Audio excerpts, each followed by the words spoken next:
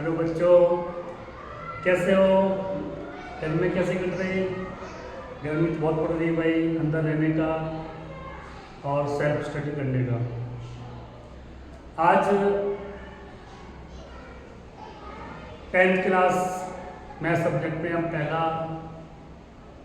Topic start करने जा रहे हैं और टॉपिक का नाम है वास्तविक संख्याएं, जैसे इंग्लिश में बोलते हैं रियल नंबर्स।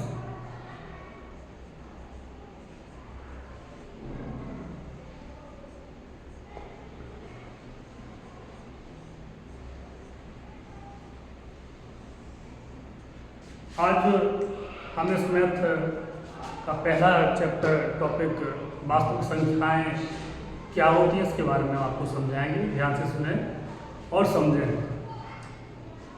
देखिए, आप सभी लोग अपनी पूरी जिंदगी, अपनी पूरी लाइफ नंबरों से घिरी हुई है। चारों ओर नंबर ही नंबर, नंबरों का जाल बिछा हुआ है।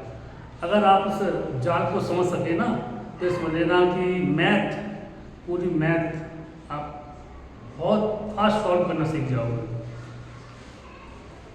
जैसे आपका पहला चैप्टर रहा वास्तविक संख्याएं। संख्या से समझ में आ रहा होगा, संख्या सभी लोग जानते हो। संख्याओं की डेफिनेशन 0 से 9 तक के जितने भी अंक हैं ना, 0 1 2 3 4 5 6 7 8 9, तो दो अंकों के मेल को क्या बोलते हैं? संख्याएं। और आज अपन इस चैप्टर में पढ़ना है अपन लोग को वास्तविक संख्याएं।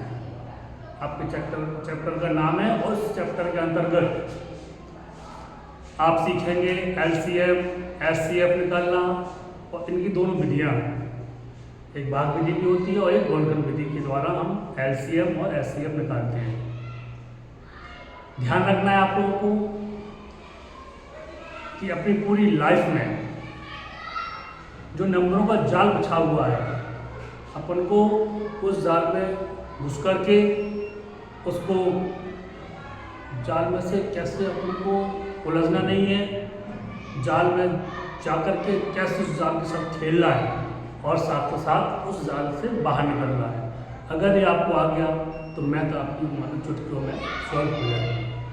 तो हम वादा करते हैं कि पूरा जो मैथ का जाल है उसमें आपको कैसे उससे खेलना है और उससे बाहर कैसे निकलना है, ये हम आपको समझाएंगे। हम वादा करते हैं।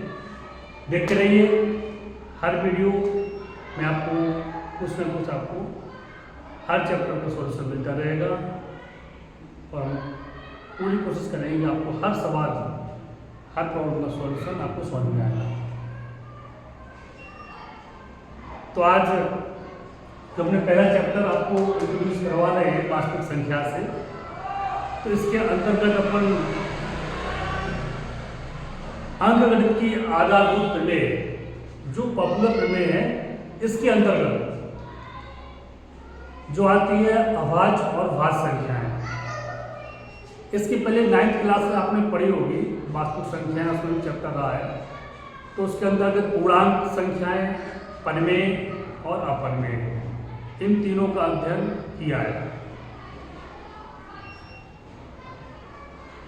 इसके आगे अपन इसके डीप जाएंगे और इस डीप के जाने के बाद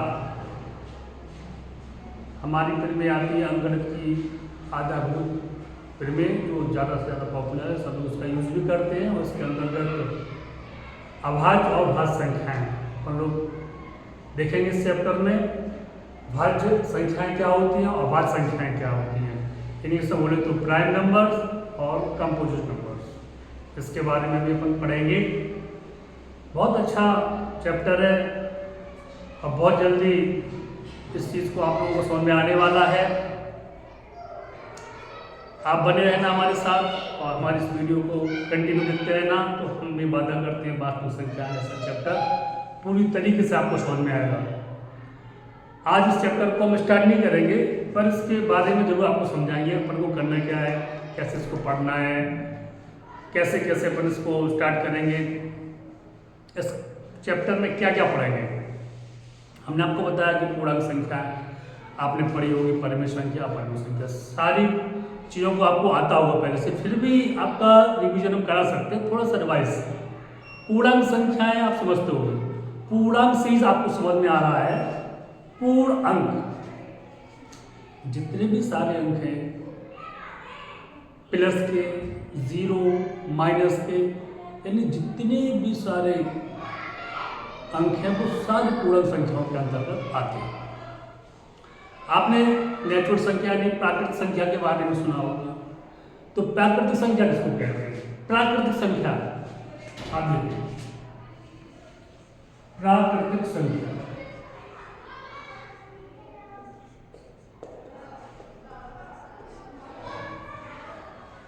और होती है एक पूर्ण संख्या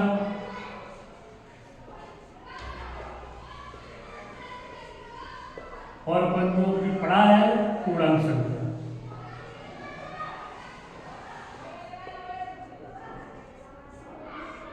इनको रिवाइज कराएंगे। जैसे प्राकृतिक संख्या में 1 से लेकर के अनंत तक की सारी संख्याएं प्राकृतिक संख्याएं कहलाती हैं। जैसे 1 2 3 4 5 आदि। प्राकृतिक संख्या समझ गए होंगे, 1 से लेकर के सारी जितनी भी संख्याएं सब प्राकृतिक संख्या के अंतर्गत आती है। पूर्ण संख्या, पूर्ण संख्या में आपका 0 शामिल हो जाता है। 0 के साथ साथ पूरी प्राकृतिक संख्याएं, जैसे 0 के साथ 1 2 3 4 5 अनंत, इनको अपन लोग पूर्ण संख्या बोलते हैं। अब आता है पूर्णांक संख्या। तो पूर्णांक संख्या में हमने आपको बताया, उसका पूर्णांक नाम लेने से समझ में आ रहा है पूर्ण अंक, यानी सारे, यानी माइनस के भी रहेंगे उसमें,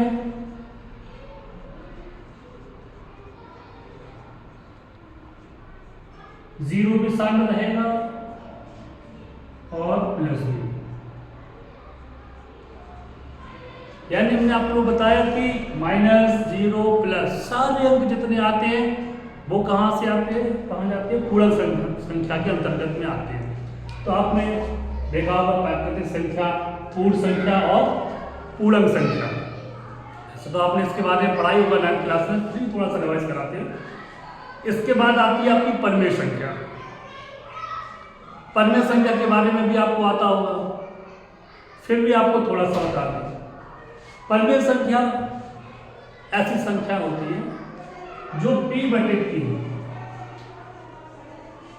P/Q के रूप में लिखी जा सकती है, लेकिन साथों साथ उनका एक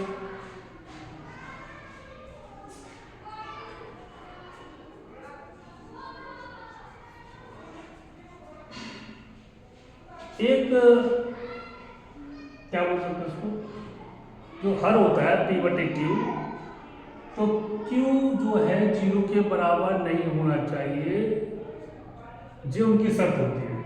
परिमेय संख्या में कोई भी संख्या जो होती है वो P/Q के वैल्यू में रखी होनी चाहिए, लेकिन Q जो है वो 0 के बराबर नहीं होना चाहिए। और ये तो परिमेय संख्या हो गई आपकी।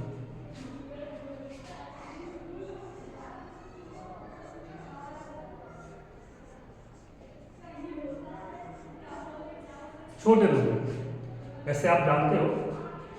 और एक और रही अपरिमेय संख्या। अपरिमेय संख्या क्या होती है? तो वो ऐसी संख्या होती है जो P/Q के रूप में ना लिखी जाए और जिनकी वैल्यू पॉइंटों में अनंत तक रहे, ऐसी संख्याओं को हम अपरिमेय संख्या कहते हैं। जैसे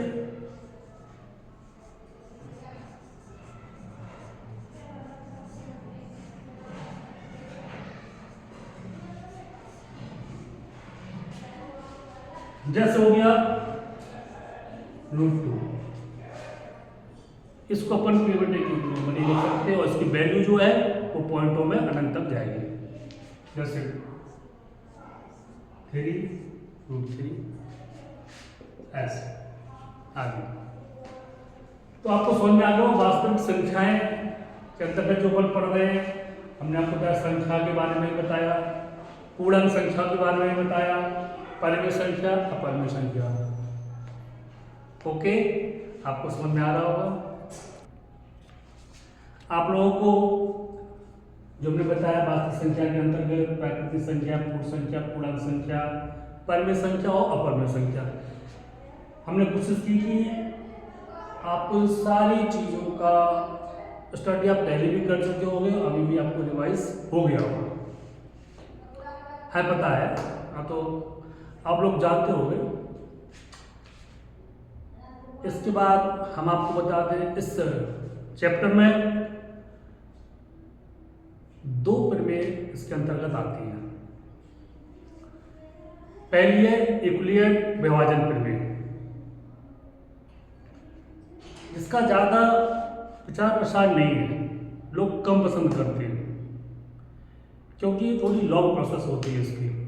फिर भी आपको हम थोड़ा सा इसके बारे में जरूर बताएंगे।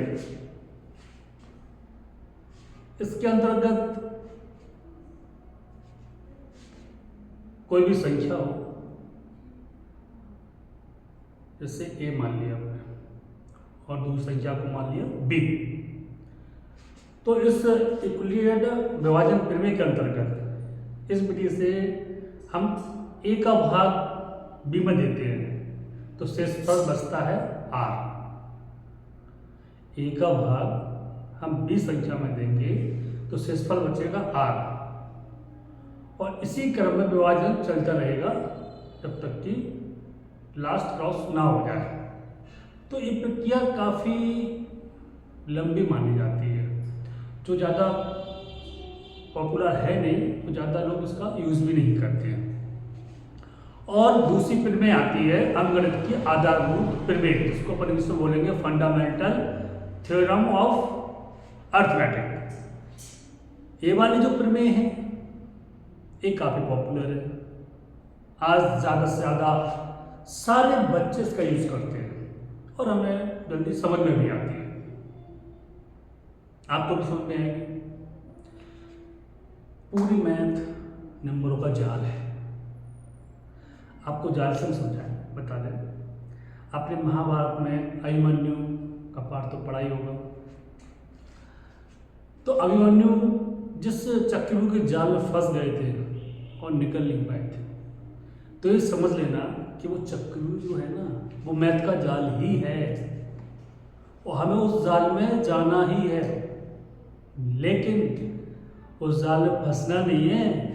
उस जाल में जाने के बाद उस जाल से अपन खेलेंगे, जीतेंगे और विजयी होकर के बाहर निकलेंगे।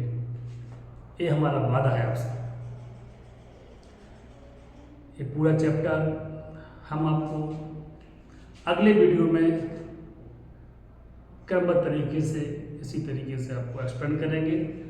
अगले लेक्चर में मिलते हैं अपन लोग। और आपको अगर हमारी ये वीडियो पसंद आई हो तो प्लीज़ लाइक और सब्सक्राइब जरूर कर दें और मिलते हैं हम अगले वीडियो में। टाटा, बाय बाय।